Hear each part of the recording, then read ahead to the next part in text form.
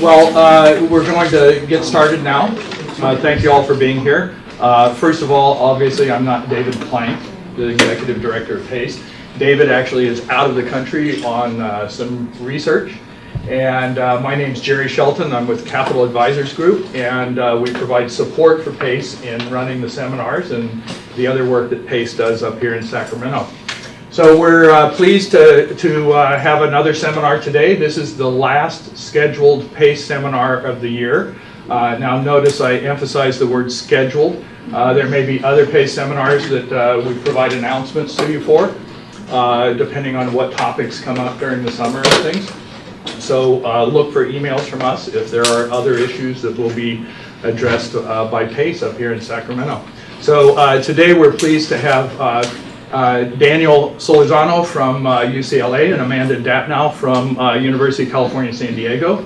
And they'll be talking to us about educational access and educational opportunities, particularly for low income and students in poverty. And with that, I'll leave it to you, folks. Thank you. Welcome. I'm excited to see so many of you here on Friday afternoon to listen to us. I'm going to give you a little bit of an overview of our presentation. And first, what I'm going to do is talk generally about the project that we've been engaged in for the past 5 years. And then I'm going to turn it over to Danny to explain our findings on a particular subportion of the project that concerns developmental education in community colleges for low-income students. And then we're going to open up for questions because we're really eager to hear what you're interested in. So this might be different than some other presentations you have seen here, I'm not sure. But we're presenting on a large project and one piece of that project. So with the country's economic downturn and its need for greater post-secondary participation, Pathways to Post-Secondary Success, which is the name of our study, was launched in 2008 to provide scholarship and policy recommendations to help improve post-secondary success, particularly for low-income youth. And the project is funded by the Bill and Melinda Gates Foundation for 5 years. It's ending this summer, so we have a huge influx of reports coming out, which we'll tell you about. So part of the reason for the study was because while there are still disparities in college access, low-income students and students of color are increasing their access to higher education institutions. However, once these students get to college, they still face a host of obstacles. So we were interested in finding out what could be done in colleges to help, and even in high schools, to help facilitate these students' success in college and to minimize the barriers. And we'll tell you a bit about some of both today. So we have a very large research team. It's a very big study. We have over 50 researchers that includes faculty like Danny and myself. We're the co-PIs for the project. We also have faculty at all of the different universities that you see here on the slide, as well as graduate students, postdoctoral fellows, research scientists, undergraduates, a whole host of people who are all doing work on the same set of questions but in different methodological ways, which I'll explain to you. So this is a study of low-income young adults and their post-secondary pathways to earn a credential in the labor market. We think we're examining questions that are relevant to policymakers, college leaders, and faculty, K12 faculty leaders, and others who help low-income students in their post-secondary preparation. So the questions include, what are their life experiences of the students? What systemic opportunities and obstacles exist in their pathway to PSC, post-secondary ed? How might the systemic opportunities be maximized and the obstacles minimized?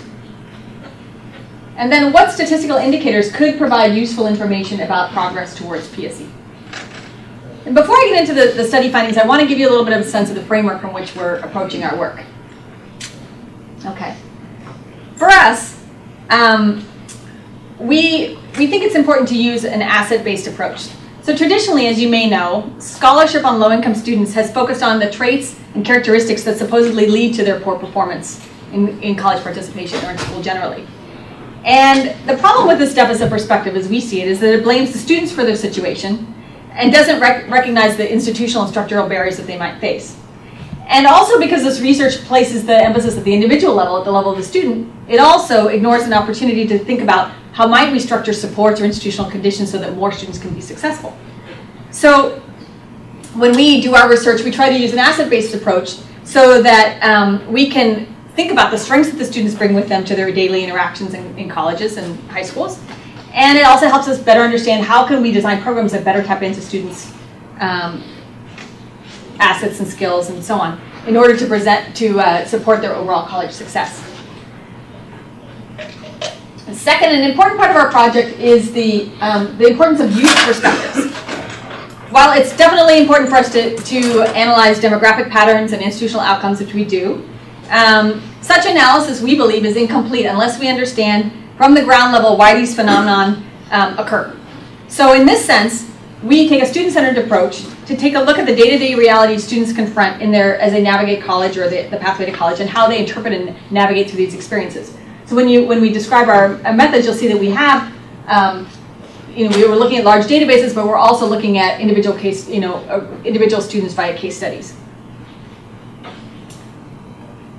Third, in our focus on low-income students, we recognize that this population is very diverse, includes various groups with unique needs and characteristics.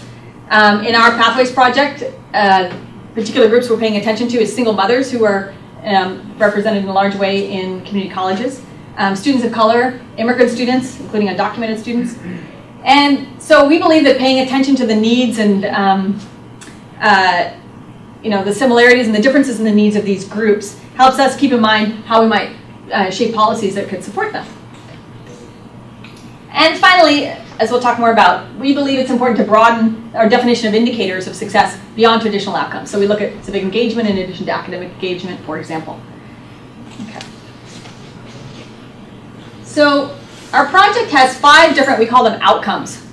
The first is we began the project 5 years ago by bringing together a group of scholars from diverse fields to talk about the problem of post-secondary access and completion, and to write a set of literature reviews and empirical studies that will help us understand the population that we're studying. This resulted in a special double issue of a journal called JustBar, which I have here, which we can access on the web. And so out of that work, we kind of grew the framework for the study. The second piece of our work is a national analysis.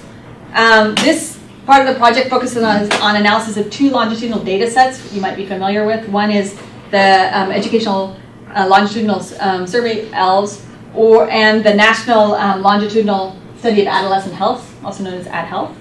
And these 2 data sets together provide us with a lot of information about young people's trajectories as they transition out of K12 and into higher education and employment. And so some of the reports that you can find on our website, which we'll share with you, talk about those pathways. The third piece of our work is a California Young Adult Survey. This part of the project focuses on participation in post-secondary education and employment and civic engagement for 18 to 26-year-olds. So we launched, Veronica Tariq has led this part of the study out of USC, we launched a 2,200-person telephone survey of youth right now. And the goal of this was to figure out what's happening in the state currently with these students, particularly in the context of the current economic downturn. And I should tell you that when we launched our study, that is exactly when the downturn occurred. In fact, when we wrote the proposal, that hadn't been the case. So it was kind of fortuitous because we really had an opportunity to study how current conditions were affecting young people here in California. The fourth part of our study is case studies. And these examine how low-income youth make meaning of their educational experiences to and through post-secondary ed. And these case studies are in 3 different regions of California, as I'll explain. The final part is a set of indicators. And so we've been developing, and some of those are just about to come live, web-based tools and monitoring reports that describe the status of California young adults in different parts of the state and the conditions needed to improve post-secondary access for low-income youth. And the team that does this work for us uses descriptive statistics from publicly available data to provide information on the kinds of things that the project is interested in: access, outcomes, employment. So before we delve into some of our findings, I'm going to give you a little bit of a picture of California's youth in poverty, that we're all on the same page. Okay. So this graph that I'm going to show you, I think I'll just put it all up here at once. It'd be easier to look at, I think. Presents data from the American Community Survey, and it shows the proportion of young people ages 16 to 17 who are living in poverty. And we classified, in our study, in all of our parts of our research, we classified a person as low income if their family income for a family of 4 was 40,790 or below. And this is 185% of the federal poverty line.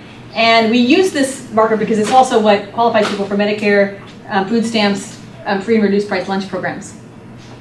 And as you can see here, substantial numbers of young people in this age range, if you look at the all youth category, qualify as low income.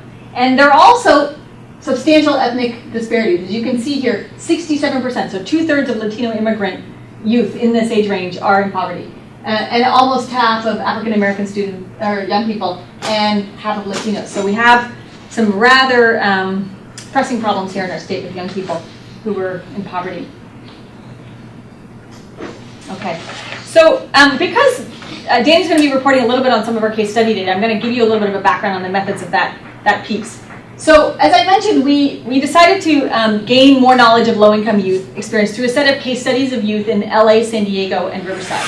And as I mentioned, part of the reason for this was to really capture what's happening on the ground as students move to and through higher education. And this has been particularly illuminating because in the field in which we're working, in higher education, there is a dearth of qualitative research on students' experiences. So much of the research is quantitative, which is incredibly valuable, and we're doing that too, but we really think it's important to figure out where are the stopgaps in the system, where we design these policies, how are students actually interacting with them, taking advantage of them, or not. And I have to say this has been an extremely enlightening process because I think many of the things that we've worked hard to set up for students may not work as well at the local level once we figure out some of the circumstances. Okay, so these case studies, again, in 3 communities. Each study had almost 100 low-income students who were interviewed 2 to 3 times over a several-year period about their educational experiences. So approximately a little over 300 students that we started with. We talked to them about college decision-making, how their daily lives impact their schooling trajectories. In Los Angeles, we studied students in several pathways: basic skills, developmental ed, career and technical education, and transfer tracks. In Riverside, we were focusing specifically on low-income women and single mothers in community colleges who interface with the CalWorks program, with CARE, EOPS, some of those programs we can talk more about at another time. And in San Diego, we were actually studying students as they transitioned out of high school. So the team in San Diego looked at students who were juniors and seniors in high school and tracked them for several years to see where they went. And so some of those students ended up in community college as well and other places. And we also interviewed institutional representatives in all of the institutions. We observed them in class. We attended orientations with them. We shadowed a select group of youth. We had a very intensive set of data collection. This graph shows you the demographic breakdown of the students in our case studies. Of the 308 students in the case study portion, 57% were Latino, 18% were Black, and there were a mix of students of other races, as you can see. So I'm going to transition to Dan Solorzano, who's going to tell you a little bit more about what we've learned about students' community college experiences. And because we are limited in our time today, we're going to kind of hone in on the issue of developmental ed and some of our students' experiences in that process. But he's going to start by telling you a little bit about statewide data on enrollment, so it'll give you a better picture. Thanks, Amanda. And thank you for inviting us, and thanks for listening to this presentation. Community colleges. And I'm going to share some data with you that will talk about, I think most of you in this room understand the importance of community colleges in California's higher education system. And hopefully by the end of these couple of slides, you'll think so even more. Community colleges are seen as, by many students that we've been interviewing as the last opportunity to get it together. Often when we interview our students, that's what they're telling us. As you know, in many ways, that's what it is, right? It's the gateway into higher education for many of our students, many low-income students, students of color. And what they tell us is that it's my last chance to get it together. They tell us that it's the first meaningful experience with school engagement. Many of them don't see high school as having that meaningful engagement, especially at the post-secondary level, obviously. But basically, that's what they're telling us. They're telling us it's a means of building a new self-identity and a higher self-esteem. So they're explaining that to us over time. As Amanda mentioned, we're interviewing them over 3 points in time. So we've interviewed, it's almost like a quasi-longitudinal study because we're following these students over time as they make their way through post-secondary education. And then finally, they tell us it's a way to broaden their worldview, and it builds interest in the new lines of work and interest areas. So this is what they're telling us. Now, having said all that, if you had been with Amanda and I in the beginning of this project back in 2008, and we were trying to pull this project together. I'll be honest with you. If you had asked us what are the major issues, I would have thought it was transfer, issues around transfer. I didn't think CTE or career and technical education was a high priority. I realize now that it is a high priority. But there's one area that I didn't realize, and this is what I've been schooled by having contact with students, having contact with schools, with community colleges, and that's the issue around developmental education. And what you're going to hear about today is the questions around developmental education. I'm not going to focus about some of the other areas. We can maybe get to that in Q&A, but I want to focus on developmental education. Some people call it remedial education. We choose not to use that term. Some people call it basic skills education. We don't use that term. We use developmental ed, and I'll define that more specifically in a second. But let's do some context. California's community colleges, as you know, the 112 campuses are the largest in the United States. And I'll have a slide for that. But let's look at some trend data. What do the trend data look like in terms of community college students here in California? Native American students, that line on the bottom, it's a little less than 1%. It's a relatively flat line. It hasn't grown much over this period from 1992 to 2011. It's a relatively flat trajectory. For African Americans, it's relatively flat as well. It's only went up 1% from 1992 to 2000, from 7 to 8% of all community college enrollments in the state of California. For Asian Americans, it's at 14% in 92, 93, and it went up to 15% in 2011. For whites, it went from a majority in 1992, 93 at 50%, and it's now about 32%, or about a third of California community college students. For Latinos, it went from about 19%, or 1/5 in 1992, 93, and today it's 34%. Look at the trend line. You can see where this is headed. Those of us who work in community colleges, I taught in community college for over 10 years at Santa Monica College, East Los Angeles College, long before I came to UCLA. And so I know a little bit about community colleges. But when you look at this trend line, you realize that these numbers for Latino students are only going up, and for white students are only going down. Right? This is a demographic reality in the state of California. And you could have predicted this, and you can continue to predict this if you look at the K-12 public school data. Right? Latinos today are 52% of all K-12 public school students in the state of California, with the same trend line increasing as opposed to declining. In 2010, 2011, 25% of all community college students in the United States were in California. 1/4 of all community college students in the United States are in this state, in this 112 campuses. Right? So, I mean, despite what some people say, or some people leaving California to try to address some of the community college issues nationwide, my feeling is that you can't leave California. You got to look at California. You got to deal with California. These numbers tell us that we have to deal with them. Some large foundations are not funding studies in California any longer, choosing to go to other spaces and other states to try to address these issues. I think you got to stay in the state and you got to deal with issues like we're going to be sharing with you in a second. This is sort of the state rank to sort of reinforce that. As you can see, California has the highest number of students in the United States relative to any other state. Texas follows closely behind. I shouldn't say closely. Follows behind. I think they have around 70 or 72 community colleges compared to California's 112. Followed by Florida, which I think is in the mid-30s, maybe the mid to high 30s in terms of the number of community colleges, followed by Illinois and New York. California is as large as the next 3 states, the states of Texas, Florida, and Illinois. That's how big we're talking about in terms of a system. You know, I sit on Tom Bailey's Center for Community College Research Advisory Board at Teachers College. And there we're having these conversations about, you know, what are the big issues in community colleges nationwide. But we're not really looking at California. A lot of the studies are looking at other states. They're looking at New York, or they're looking at Virginia, they're looking at Maryland, they're looking at North Carolina, Michigan. They're not looking at California, and I feel that we have to look at this state. We've got to be able to deal with issues in the state of California. And for that reason, because there's just demographically, we got to deal with those issues. And so this section, I'm going to focus specifically on something called developmental education. And I'm going to use the Latino as a case example, based on some of the data, both quantitative data that we've collected and some of the qualitative data that we've collected in the last 4 years that we've been part of this project. And so, to give you an example, using some of the data that we've collected, if you started with 100 post-secondary students, Latino students in California, 100, 16 will be in the CSU. Again, a huge post-secondary system, one of the largest in the country, four-year systems in the country.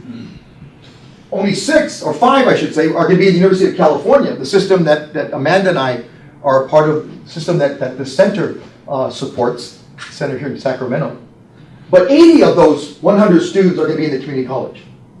So I often tell my graduate students, I mean, if you're talking about post-secondary education and you want to know where the game's being played, that's where it's being played, at community colleges.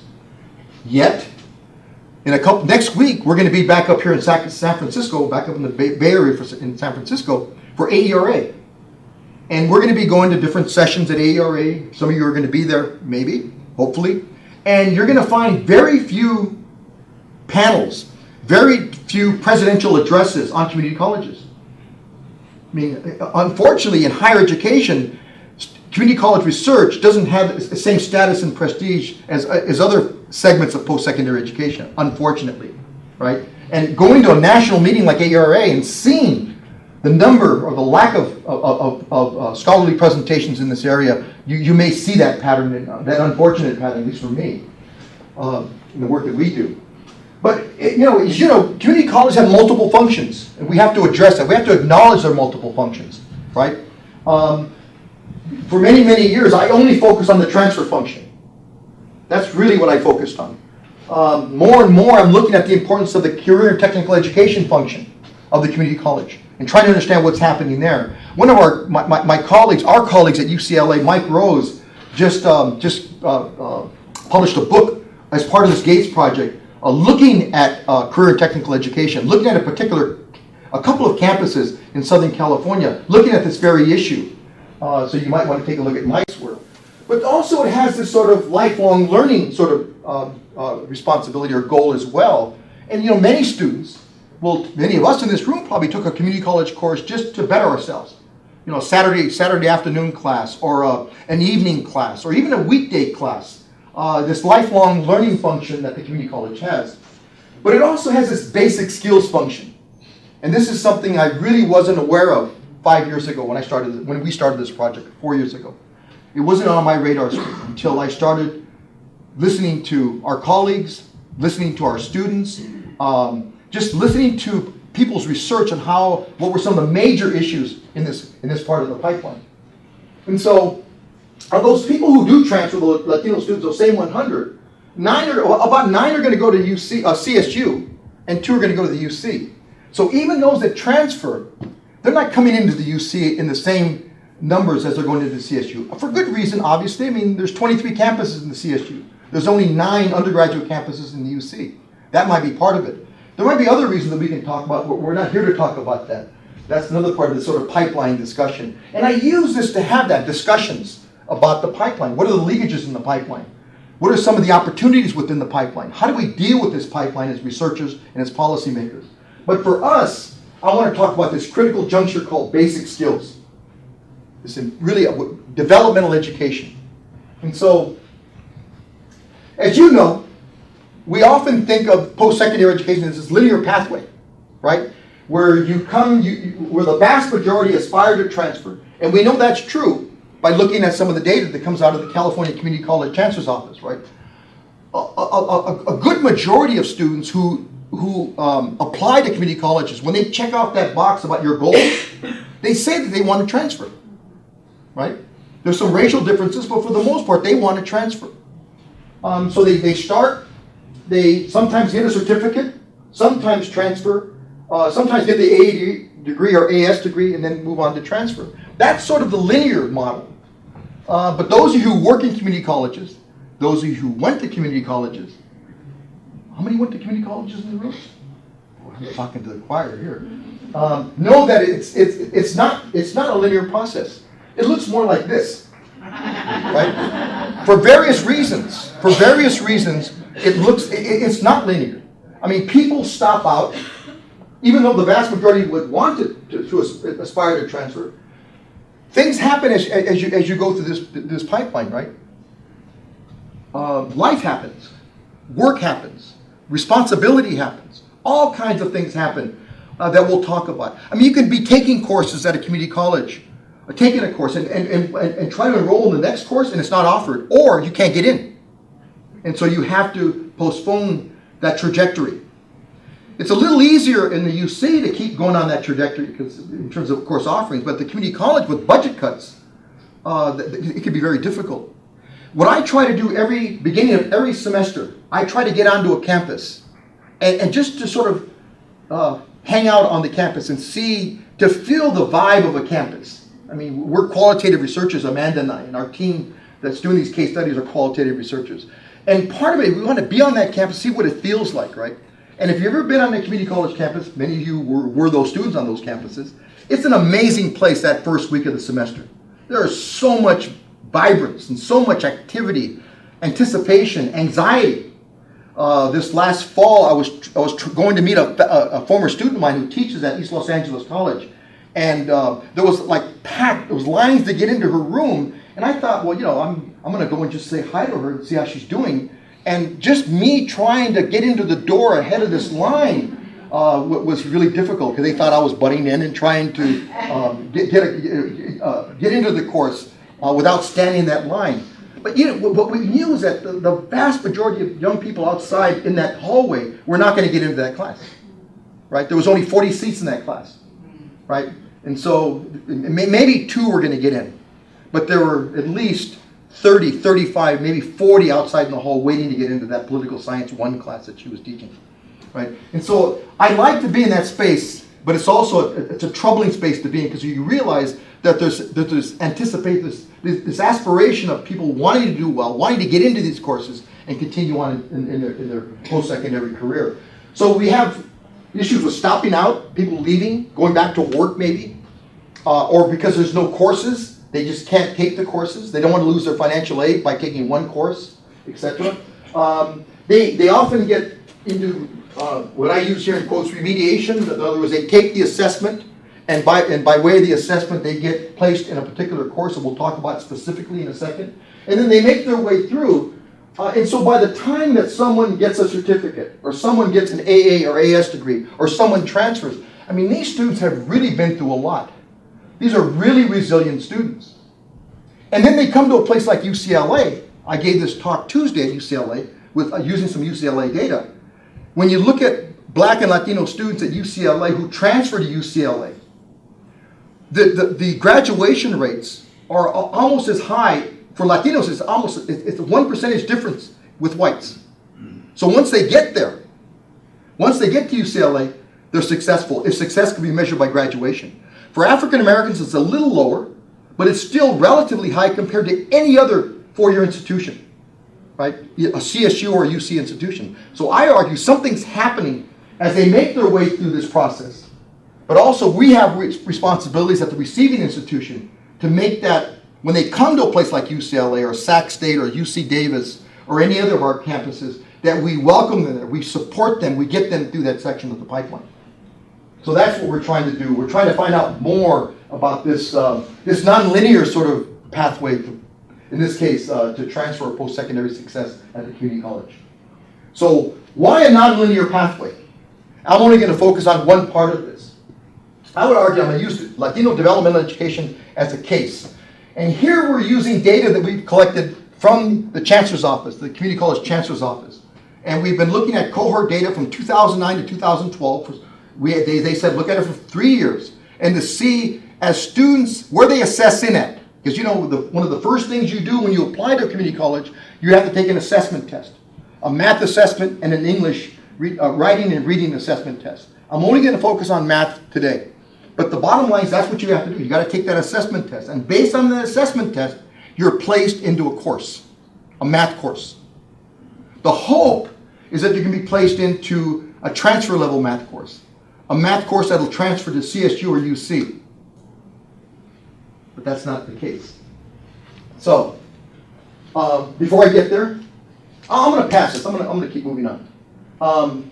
Here's the data. We know that 10% of Latino students in that period that I shared with you, that cohort that we looked at from 2009 2012, that 3-year period, 10% actually initially assess in at a transfer level course.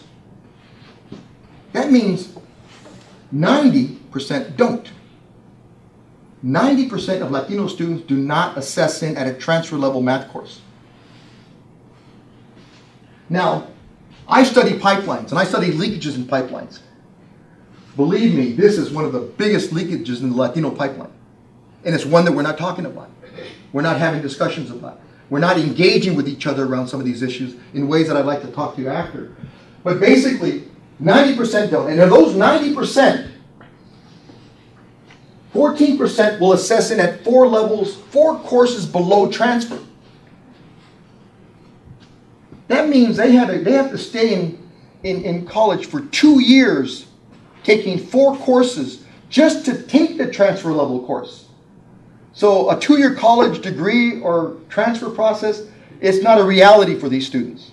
Absolutely not. And then, let's say they take the 4th level course, and then they move into the 3rd level.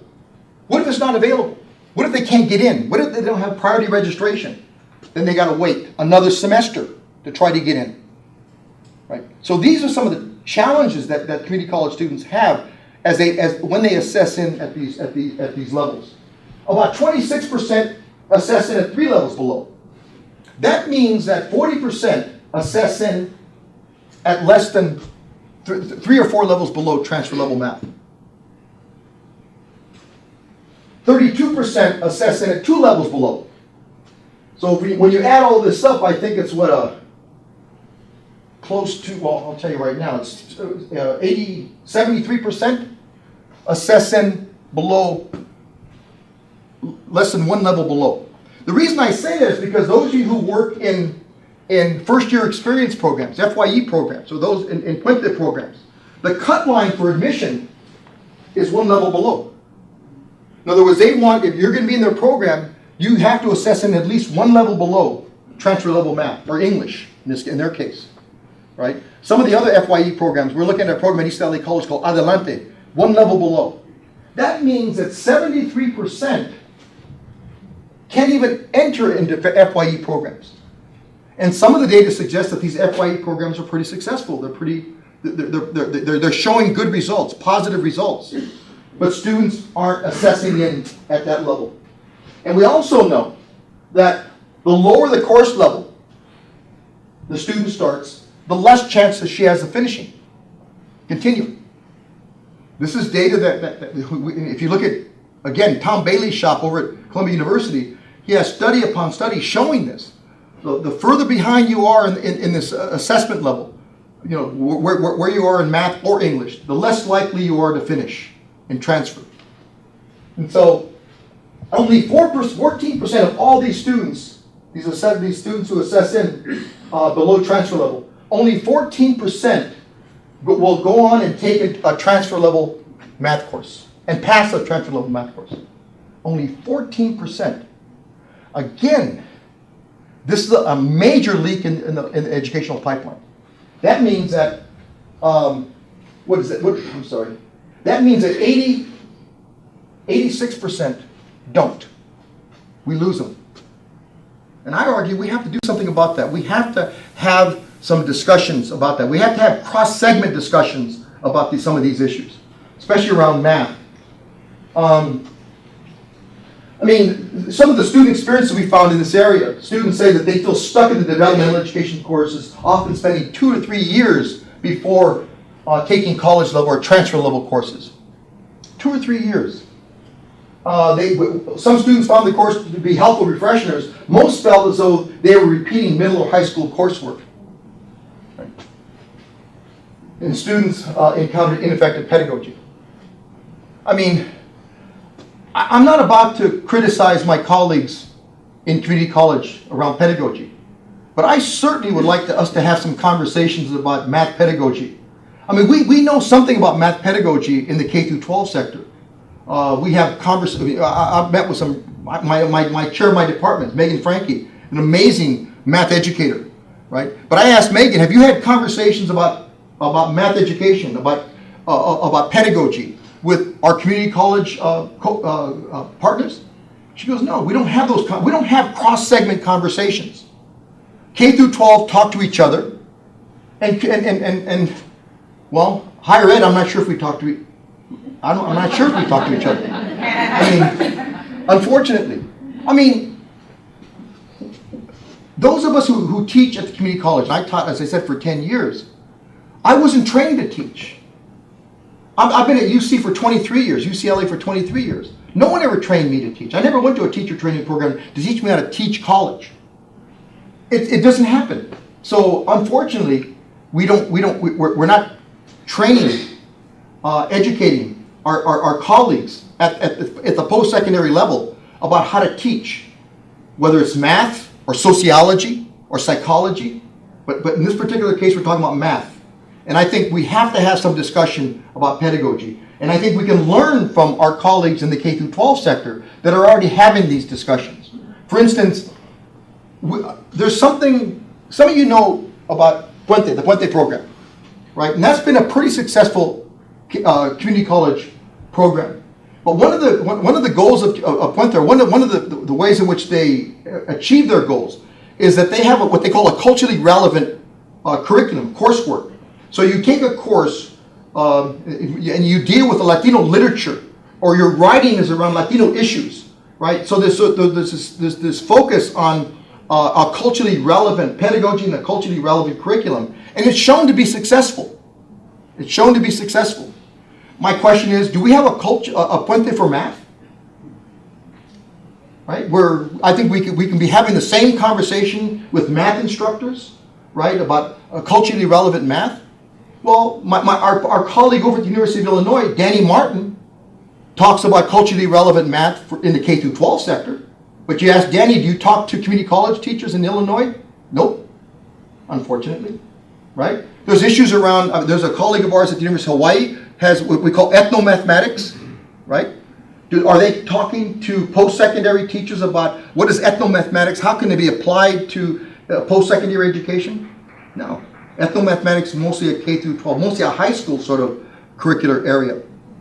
So I'm arguing that we should have these conversations, maybe think out of the box about how we're going to deal with this issue, since it's such an important issue from my perspective, and I think from the project's perspective. And so some of the experiences, I mean, the lack of understanding about their importance in terms of placement. I mean, often students will be told, okay, you got to take a placement test. And they're not told how important that is, right? They just go and take the exam either online, right? Mostly it's almost all online now. The lack of preparation for the test. Most institutions don't have a prep program for that exam, for that math or English exam. But yet it's such an important, because it places you in a particular course that leads to transfer. And as we said, poor test performance affects a timely goal progression. And so basically, this is what they're telling us. This is what our students are telling us. And specifically, this is what they're telling us about the placement from our data. They said, they never told me if you didn't score high enough, you were not going to be able to take a lot of classes. That's what they're telling us. They're getting bad information, or they're not getting enough information from counselors or from teachers or from institutional staff at these community colleges. They say, I didn't know what to study from. It was a what do you know kind of test. They don't even know what they're taking in many cases. They haven't been told what they're taking and the importance of it. It's disappointing because I already took that class in high school, so I don't want to take it again and then pay for it. There's this issue of finances as well. Some of the voices around developmental education, it could be three to 4 years to transfer from a community college, and that's kind of scary. I feel I haven't progressed. These are just examples. There are many more examples in our study where students are talking about their experience with placement and developmental education. English 28 was a middle school English, and I already did all of that. That's how they're perceiving that lower level course that they were assessed into. And then finally, there was a time in Math 40, my brother's in 6th grade, and we were taking the same class. So here's a community college student basically reflecting on their younger brother taking the same class in 6th grade, 7th grade. But in the end, we argue that, as I said before, that the community colleges are all about hope. And if you've been on a community college, if you've talked to community college students, if you look at the data in terms of their aspirations, their goals, it's all about hope. It really is. And that's something that we have to make sure that hope becomes a reality. And I think we have to intervene at points. And one of those places of intervention, I would argue, and this is what the project is clearly stating, is that developmental math portion, where there has to be some sort of intervention, some sort of discussion that we can have within the segment, within community colleges. I would argue across segments. I think we have to have that conversation as well. And so in the end, as Amanda mentioned, what we're trying to answer in this project is, what role do educational institutions like community colleges, or like the University of California, or like CSUs, what role do educational institutions and their leaders, like us, people in this room, in other rooms, play in maximizing opportunities and minimizing obstacles for students to the community college pipeline? That's the question we want to answer. And hopefully, through these studies that Amanda shared with you and some of the data I just shared with you right now, hopefully we'll become to have not answers, but conversations that might lead to some answers. But we have to have those conversations. And evidence-based, data-based conversations, I think, is one place to start. So, thank you. And by the way, if you want to go to our website, we have a number of policy briefs and policy reports that you can download as PDFs. Here's the website here. And so we have a number of different resources for you. There'll be a lot more in the next couple of weeks because we're winding down the project, and we're posting everything for people to take a look at and give us some feedback on. So thank you.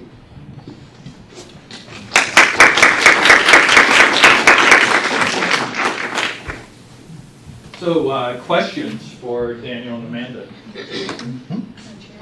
David? Refresh me the definitions of 1 level, 2 levels, and 3 levels below transfer. Well, what it is, when a student comes in and takes the assessment test, and I think it either be AccuPlacer or Compass, or so they have other types of tests, but those are the two main tests. The test actually places you in a particular course at that particular college.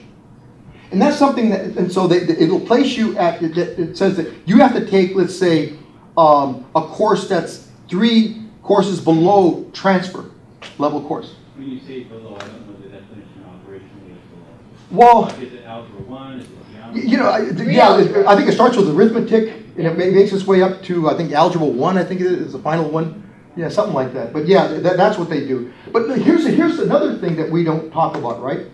If you, and I'm not sure how to say this without getting people in trouble, but often at different community colleges, if you place at a certain level at a particular college, sometimes a counselor or a teacher will tell you, you know what, go and take the test at another college. They have a different cut score. And so it might instead of getting you level 3, you'll get in level 2. So they basically send people over to another campus to take the course, to take the test, the assessment. So even between colleges, there's not consistency. And that's also a challenge, and one I think we have to deal with. Can you speak to whether it's still the case that also added to the challenges that you pointed out about developmental, and that some of what the being said is also about the non-credit status of those courses? Yeah. In other words, the units are also not accumulating in a meaningful way. Is that still the case? Absolutely. You don't get credit. Although you don't get credit for it, but if you're on financial aid, it takes away from your financial aid. You're taking X number of units. So yes, that's a problem. So students, that's why some of those students are saying, you know, I'm using my financial aid money for non-credit courses. I'm basically stuck. And so, and you only have so much money in financial aid. And so often they'll use all their money in the first 2 years or so. And then they come to a place like, or maybe in the first 3 years, they come to a place like Cal State, Sacramento, or UCLA, and their financial aid is wiped out because they've been taking these courses that unfortunately don't lead to, well, it could be problematic. It's almost like you say that when the courses are, well, you've got to go all the way back and do the whole course, instead of looking at what their problems were on the test and saying, these are the things we're seeing problems. Was it just an arithmetic error? Yeah. Calculator does that. Yeah. Is it a concept error? Can you it's like they almost need a tutoring thing to kind of get, I mean, you can have terrible handwriting and somebody can't read your writing sometimes on a written test, but you can still get the concept. You may occasionally kind of make, I had a course in junior high in junior college I went back after, and he gave me partial credit because he says, you didn't add right, but you got the formula right. So, that was the key thing. Yeah. And things like that, instead of just saying, oh, here's where you cut, where was the problem? Exactly. And having targeting classes for helping kids with the problem that caused them to get them. Well, and I think part of the issue too is that, I mean, obviously we can discuss it in this presentation, but we need to take a real look at how they're being prepared in high schools. Why are we getting to this point that students don't have this preparation? But in some high schools that are doing some interesting work around this, they're actually helping to prepare students for these tests. Like they're sending a lot of students to community college. One of the high schools in our study. The other problem is that you're only required to take math so far. Right. And for English, you have to take it further on. For 4 years. Yeah. It's maybe we need to require in high school, the graduation requirements ought to require math. If you're going to go all the way through, even if it's just doing tangential, doing this, if you're not using it, if you take a course, you could pass the course in high school, but then if it's 2 or 3 years before you have to take this placement test, if you're not using it every day, you're going to not get it. Yeah. I actually scare myself wondering if I took this test, how I would do it. I really do. Yes. In the context of policy, I mean, some of these findings, the data, the actual numbers are even worse than we thought. But in policy terms, this is not necessarily new information. There have been some responses. The SB 1440, which was a community college process to improve transfer. Some work on articulation with K12 over content, of course, rigor. But what do you think? And there used to be, up until a year and a half ago, a Postsecondary Education Commission, whose role was to facilitate these cross-segment discussions and to accumulate data that you could eventually, we hope, follow all the way from pre-K to workforce. Again, that database is not likely to be developed in my lifetime, but I'm old, so that's okay. And there is no institution at the moment who even remotely has that role to foster those kinds of conversations. So what kind of vehicle would you, if you call for cross-segmental conversation, more conversation about teaching, about pedagogy at the college level, more success for kids coming through the K12 pipeline so that they don't need remedial when they get to post-secondary. What mechanisms do you see as having an impact on that discussion right now when we're at a time that education finally has a little bit of money to work on some of these problems? Well, I don't know if you want to answer. I can begin to sort of, I think there's a model that might work, and I'm not sure if it at least, well, I'll give it to you, tell me what you think. At UCLA, we have this thing within the Graduate School of Education Information Studies called CenterX. And CenterX is sort of an amazing sort of way in which we bring people together around different topical areas, social studies, geography, writing, etc. But it's a place where we bring people together from across the state and have conversations. We have engaged conversations. We come up with some answers, some of the problems that we have within the K through 12. It's really a K through 12 center. Either expand CenterX into that next segment, which is community college, which I think I would like to see them do. I don't know if my colleagues would want me to even say that. I mean, the director is a guy named my colleague Tyrone Howard. If he heard me saying this right now, he'd probably be saying, "What what are you talking about? Expanding Center X, but with support. But I think that space would allow us to have these conversations between the different segments, between community college and the K-12 sector. A space like that where we have inquiry, we can ask questions, we can engage in conversation, we can engage in research that would help us deal with some of these issues. See, for me, there's two issues that I think that I guess we can talk about, maybe not here, but at some point. I think there's an assessment issue here. I think there's a question around the assessment test, the compass or the AccuPlacer test. I think we can have that conversation about what is it really measuring, and should it be measuring some of the things that you talked about, or how can we deal with? Is it just that this person has a problem with this particular part of a mathematics, a part of mathematics? And we can talk about that, and maybe we can talk about it within that context. But I also think it's a pedagogical issue, the way in which we teach mathematics. And I think that's a little more difficult. I brought this up at Tom Bailey's meeting about 2 or 3 weeks ago in New York, and someone said that I just touched the third rail, right? Because you don't want to talk about math pedagogy. They don't want to talk about pedagogy, period, at least in that context. But certainly not math pedagogy, because they argue that there's some struggle within a lot of fields, but in that particular field, there's a struggle between pure mathematics and applied mathematics, right? So, and you're sort of touching an area that might cause some concern amongst your colleagues. But like 90% of the people need the applied math, or 95% really, not especially 90% need that applied math. Carpentry, if you have to do things like that, or just calculating your budgets. Exactly. And see, that's what we're seeing. You remember we told you one of our sites was a career and technical education community college in Southern California. That's exactly how they're teaching developmental math as applied math, right? Because it's relevant to the work that they're doing within a welding program or within a fashion design program. But the same is not true in the quote transfer program. It's a different kind of curriculum, developmental math curriculum in those programs, and that's maybe we can learn from our welding faculty, our fashion design faculty about learning the basics of mathematics in an applied fashion.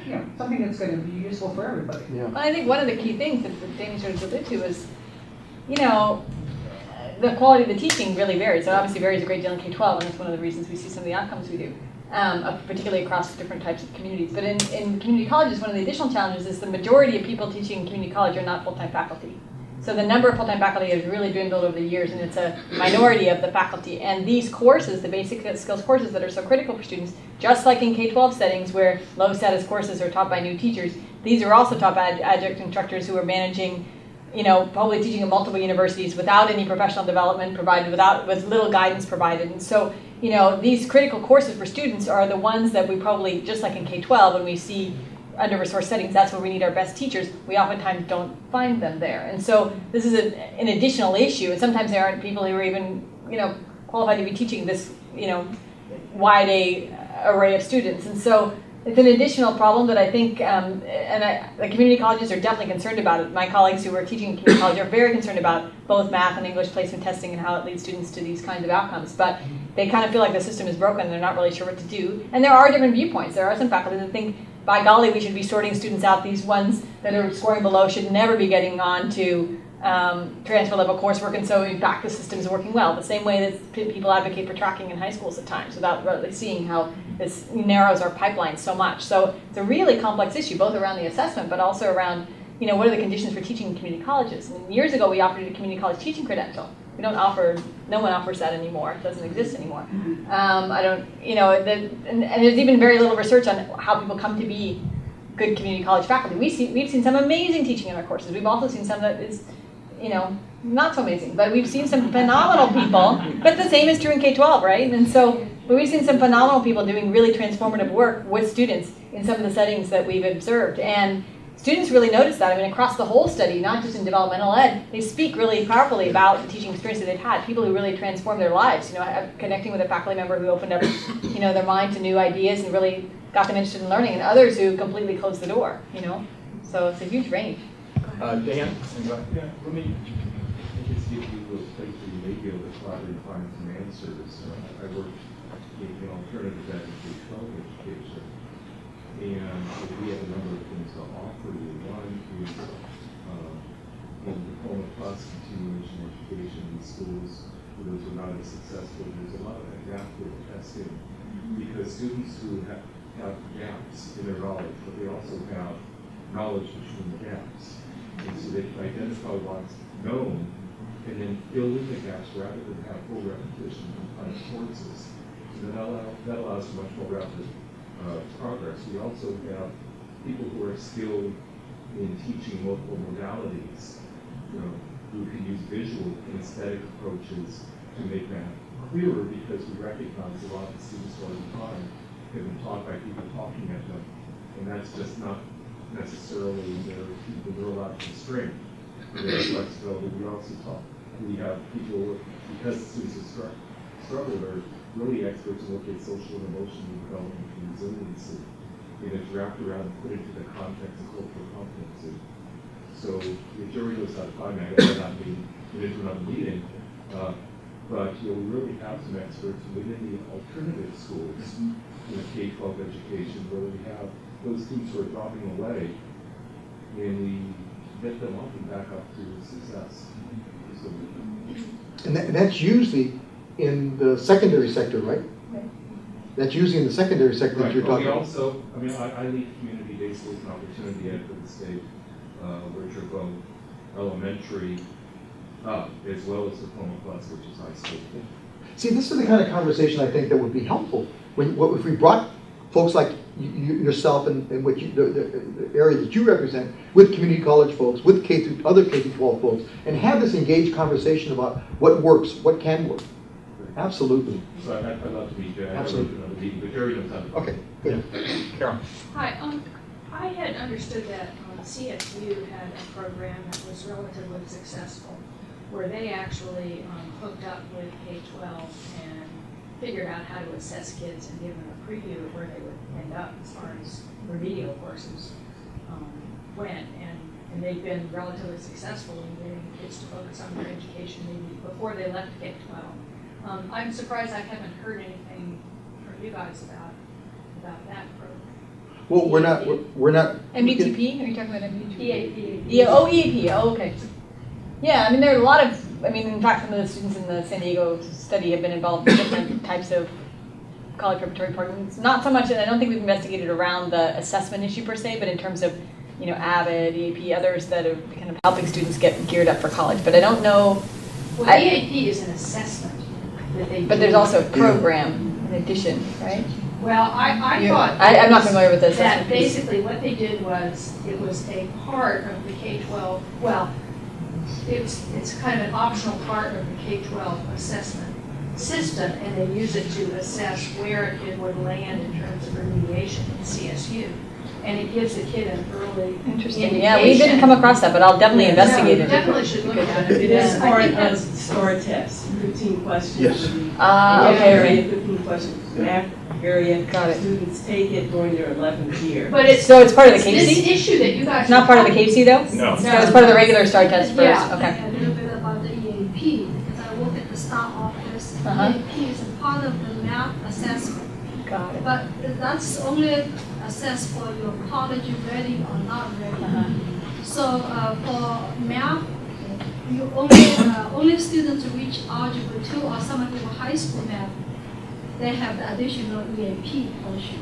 So you're talking about your specific group, they will never reach the EAP level to take the STAR test to get the EAP. And also, EAP is a great effort of the K-12, our department, collaboration with the college, and now we extend to some of the community colleges, but not all of them. However, you mentioned how many community colleges we have. Each community college, they have their own assessment, and their assessment is why they differ from one another. So that's another policy issue we should think about. Yeah. Thank you, though. We'll look into it didn't come up in our study at all, but we'll look into it further. It's a CSU initiative. Yes. And working with K-12, and I don't get why community colleges can't do the same thing. But I think the fact that they're so decentralized and have different assessment systems, for example. There actually, I did come across an example of that, that sort of communication, and that's why I'm familiar with a little bit with what you're talking about. That was at Chaffey College. They have this sort of, they work with the different K through the different high schools that serve the Chaffey College up in Rancho Cucamonga. So that it came up there. Right, but I think Chaffey is one of those exemplary programs where they're actually doing something both about assessment, they're doing something about pedagogy, they're doing something about curriculum, and so I think that's where I came in contact with what you're talking about. But it was I think they borrowed the CSU model and they applied it to the schools that serve Chaffey Community College. Just getting back to you on that. Center X is an awesome organization, and when there was the federally funded partnership with the Teacher Professional Development Program, Center X has managed a number of those projects on the UCLA campus. There's some awesome stuff going on now in K12 math pedagogy, and there's the schools of education are now focusing on teaching specifics of math and science pedagogy. So there's those resources out there. One other potential, the notion is regional is more doable for a lot of people than statewide. Yeah. There are, within the workforce community, there are a lot of regional education partnerships or regional education to employment partnerships, and some of that is managed through the Workforce Investment Board. So it seems to me that those regional mechanisms are a very good place to start, and then you have sub-conversations around specific topics. And you come up with plans of action, because you can talk forever and not necessarily come up with plans of action. But the bottom line is that there's not some state leadership and some additional resources to give people the capacity to actually collaborate and develop strategies. That costs money. That's time. That's resource. That's all kinds of resources beyond time. And I think that's a good deal of why it doesn't happen. That there's neither the strong policy support of the state for collaborative work, nor are the resources and the accountability and expectations built in for it. So this may be very good ammunition for people who think that's something the state policy ought to pay attention to. But without it, I'm not sure you're going to have it. You'll have spotty success around the state. Yeah, Yeah, that's true. Joe. Could you elaborate just a bit more? I heard you say a couple of things about some of the successful high school practices that you confirmed that seem to lead to more success for many of these students when they reach community college. And then similarly, are you looking at the community colleges themselves from the standpoint of what else are they doing other than putting these students into remedial developmental courses? In other words, is that the primary means by which many of the community colleges are supporting student success? Or are there other things they could do, perhaps learning from K12 experience in this area? I'll try to start on the first and answer part of the second, and have Danny chime in. I think in that, one of the practices we have seen is one of our high schools in the high school study that's led by Susan Yanazawa and Makiba Jones at UCSD. They found was having students take the placement test while they were in high school, so giving some students preparation for it, so that when they were leaving high school, they had taken the test. They did some practice for it, because again, the majority of people don't even know it exists. They walk in to enroll in classes, they think this is a fine time to go ahead and take the test. They don't know that it might be online, there may be some way to prepare for it, and so on.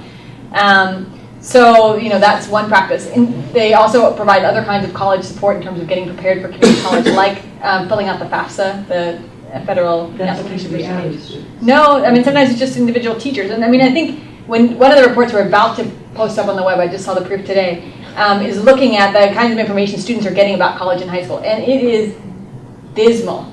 Students who are in special programs are getting that kind of information: how to apply to college, prepare for community college, four-year college, and so on. Apply for financial aid. In other cases, it's really haphazard, and part of it is because, as you probably know, in K12 we've had a huge decline in the number of counselor positions we're funding, and so students have very little opportunity. I think the state ratio is almost 1,000 to 1 for counselors.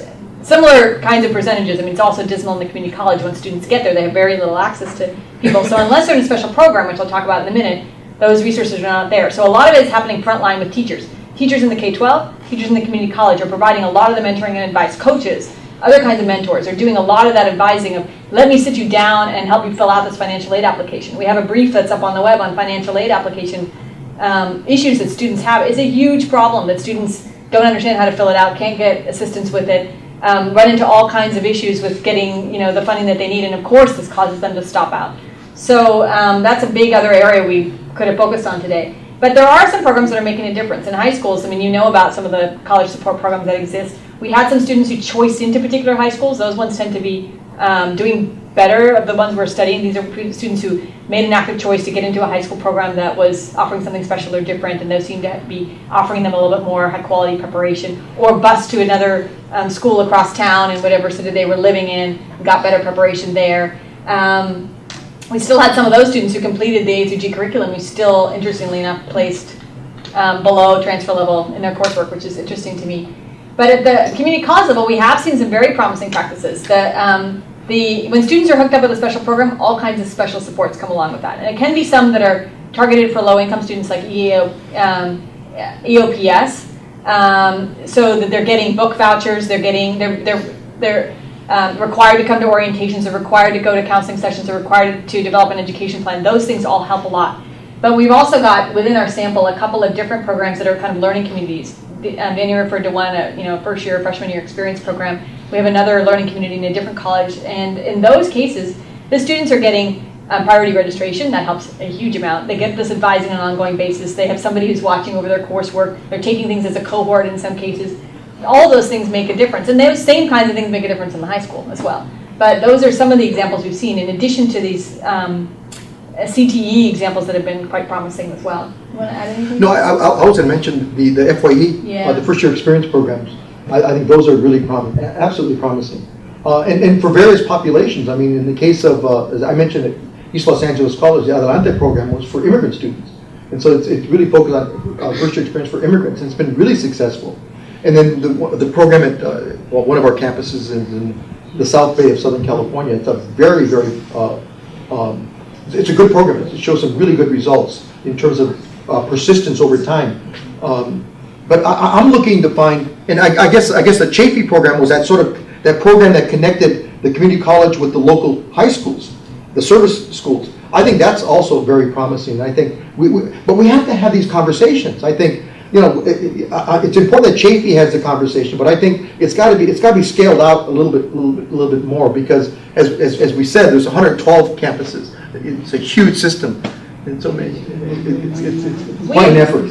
We had very few students in honors programs, but most community colleges have those as well. The downside is that there's a criteria, and most of them have a criteria for admission. So you need to have a 3.25 in whatever prior college coursework you had or in high school. And so that's a limitation for some of the students who, again, we're talking about students who are underprepared. They're from low-income families. They were often attending under-resourced high schools. And so they're underprepared because of what we know happens or may not happen in some of the schools serving those students. And so that is a bit of an issue. There are some colleges, though, that are experimenting, including one in San Diego, that are with open access to honors courses. So students come in and they say, I want to try the honors program. They say, great, we'll be glad to give you the support. And those kinds of interventions are quite promising, because otherwise, even when students look at the list of potential support programs, they say, I don't qualify for this one. I'm not, my parents didn't file a tax return last year, or I don't have this GPA. I'm just below that, or I'm don't fall into this particular group. And so, college personnel will tell us that a lot of their programs even actually go unused because they can't actually get the information out to students to try to help them connect. Dave. Two questions.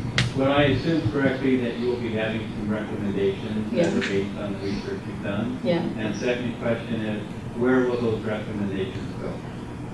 Oh, it's interesting. I mean, it'll, aside from in report form, we're at the stage of just developing our final report right now, which will be out we'll send it to the print in June. So that's where we're kind of pulling things together across the multiple parts.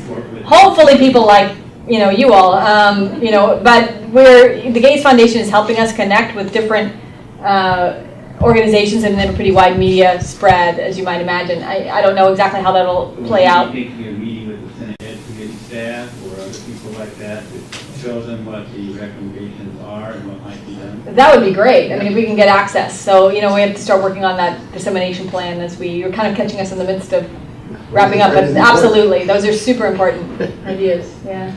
You had a second question, though. Was that You answered it, you said Okay. you will have recommendations. Okay. Absolutely, Okay. yeah.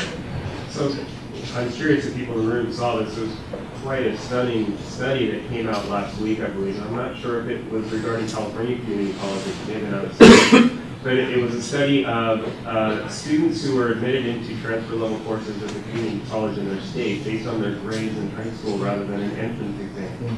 And that the success rates of those students was stunningly high. Yeah. I believe that came out of Tom Bailey's shop at CCRC. Yeah. Oh, okay, yeah, I get that. Yeah. So I'm wondering if that has, or it obviously does, what sort of impact it has on how we go forward. Yeah, I mean, that has to be, I mean, we have to use, I mean, some Tom's work and some of the work out of the Community College Research Center at Columbia as part of our recommendations as well. We're not looking at that. I mean, we didn't look at we didn't study that particular part. He did in his study, in his work.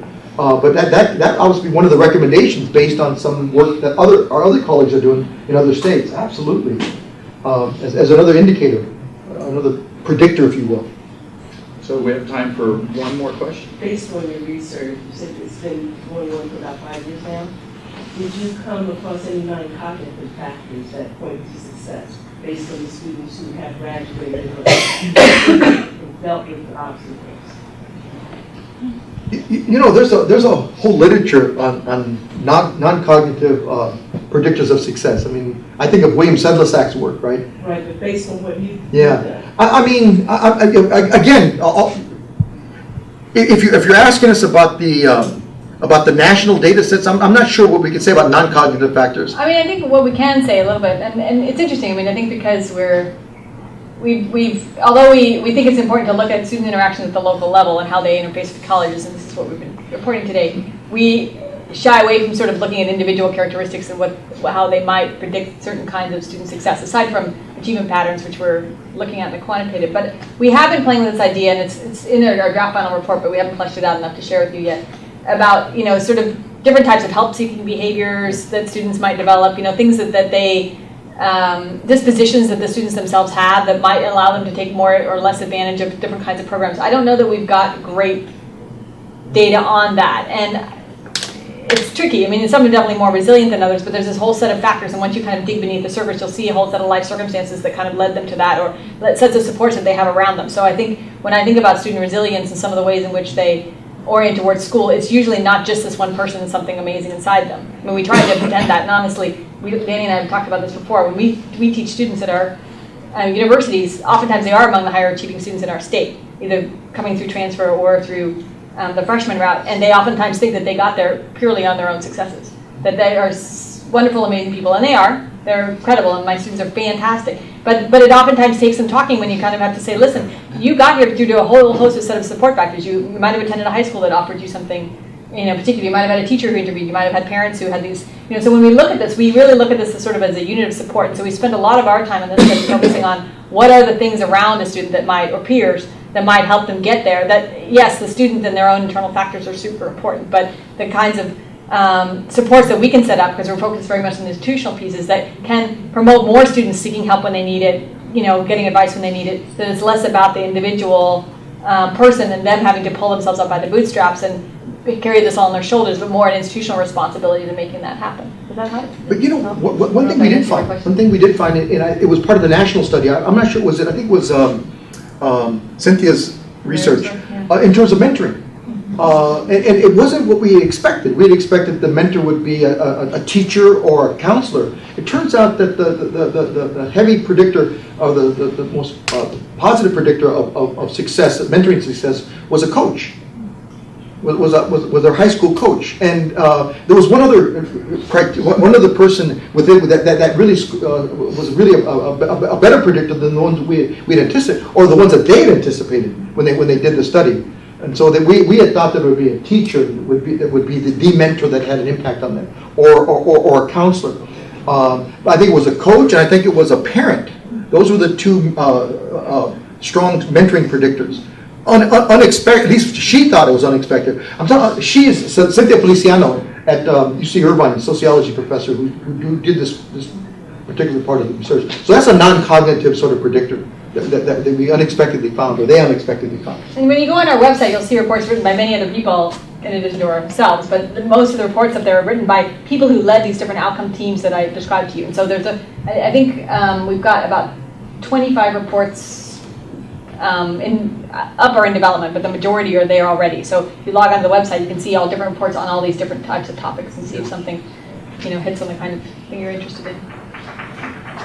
I just want to follow up on this last couple of comments. And I guess one of the pictures that emerges in the data is the student still a very passive client without a sense of agency.